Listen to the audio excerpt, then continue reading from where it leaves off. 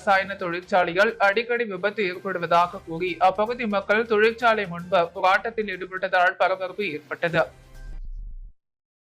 புதுச்சேரி காலாப்பட்டு மாத்தூர் ரோட்டில் இயங்கி வரும் தனியார் ரசாயன தொழிற்சாலைகள் நேற்று மதியம் 1:30 மணி அளவில் புகை மூட்டத்துடன் திடீர் தீ விபத்து ஏற்பட்டது.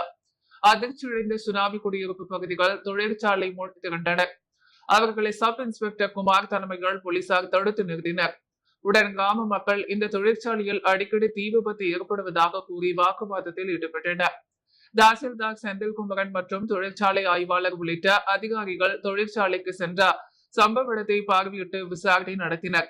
அதில் தொழிற்சாலைகள் வைத்திருந்த சோடியம் என்ற ரசாயன பொருள் திடீரென தீப்பிடித்து எரிந்ததும் உடன் அங்கிருந்த ஊழியர்கள் தீயணைப்பு கருவிகளை கொண்ட தீயை அணைத்தது தெரிய வந்தது. இதுகுறித்து அதிகாரிகள் கிராம மக்களிடம் தெரிவித்து விபத்து குறித்து விசாரணை நடத்தி நடவடிக்கை எடுப்பதாக உறுதியளித்தார். அதனை ஏற்று கிராம மக்கள் கலைந்து சென்றனர். பிரபல வங்கிகளின் பெயரில்